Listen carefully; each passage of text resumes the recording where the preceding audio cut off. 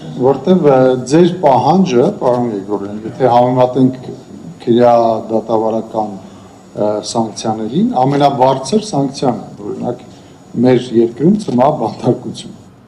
որովհետև սրանից բարձր սանկցիա ընտրական օրենսդրության մեջ չկա, ուժը կորցրած կամ անվավեր ճանաչել, այսինքն զրկել քաղաքական ուժի մասնակցությունից։ Հիմա այդ ձեր ասած շեմը որտեղ է ավելի ցածր է, ինչ համեմատության մեջ է ավելի ցածր։ Շնորհակալ եմ, պարոն Սմբատյան, վաղուց հնարավորություն չեմ ունեցել ձեր հարցերին պատասխանելու։ Տեսեք, ձեր համեմատությունը ես հասկացա, այդ լույսի ներքո եթե նայենք, միգուցե եւ առաջին հայացքից թվա ոչ համաչափ, բայց դա միայն առաջին հայացքից։ Ընդհանրապես ապացուցողական շեմերը, վարչական, քաղաքացիական եւ քրեական վարույթներով դրանք բազիսային ստանդարտներ են։ Օրինակ, դուք քաղաքացիայի իրավական հարաբերություններում ցանկացած պայմաններում, երբ որ դատարանի եք դիմում, գործ ունեք առավել հավանականության շեմի հետ եւ այդտեղ կողմերը կրում են մրցակցային իրավունքներ այդ առավել հավանականությունն ապացուցելու։ Քրեաիրավական տեսանկյունից ավելի բարձր երաշխիք է սահմանված հնարավոր սխալի կապակցությամբ, որովհետև այդտեղ մարդու ազատության,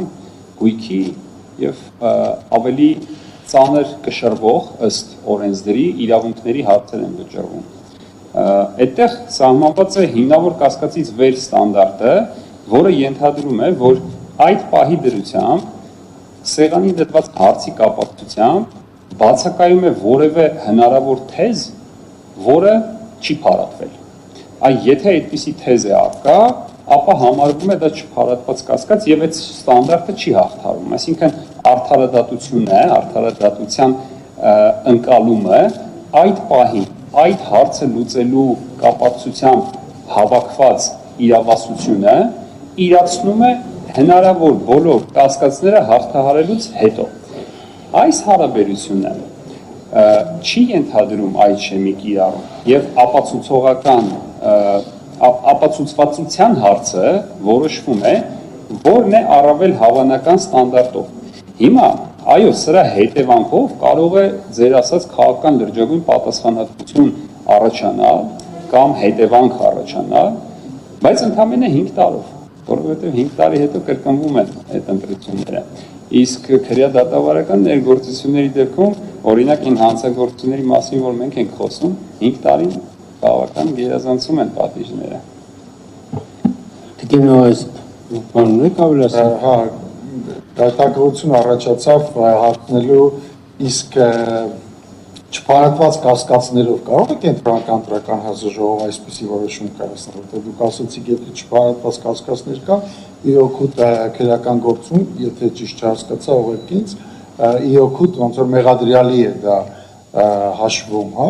իսկ այս դեպքում չփարատված կասկածներ, այսինքն պակաս ապացուցողական հանգամանքներով կարող է կենտրոնական ընտրական հանձնաժողով այսպիսի լուրջ որոշում կայացնել, որովհետև ասում դուք պահանջում եք առավելագույն սանկցիան, որ գոյություն ունի ընդհանրապես ընտրական ռեզոլյուցիոնում։ Իհարկե ոչ, պարոն Սմբատյան, դրա համար պետք է բավարար զգուշությամբ եւ բավարար խորությամբ, բավարար, բայց ոչ դրանից ավել, անհրաժեշտ եւ բավարար, վերլուծվեն այն ապացույցները, որ այս պահին կան եւ հնարավոր է բերել սեղանի վրա եւ որոշվի չփարատված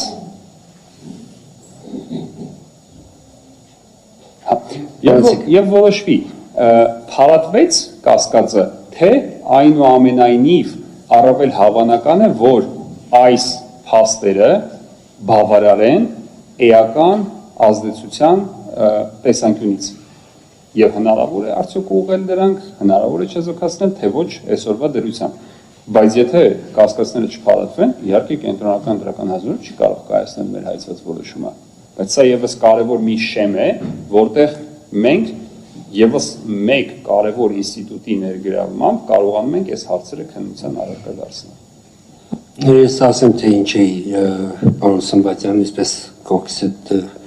պես ցածր ձայնով ասում, ըստ էության պարոն Սմբատյան, մենք մինչ այս միջնորդությունն ենք քննարկում, պարոն Սմբատյանը անցավ քիչ առաջ ես էի ասում, որ Միջնորդության իր դիրքորոշումն էր հայտնում, ինչու, որովհետև պատասխանել պարոն Կարապետյանի հարցին,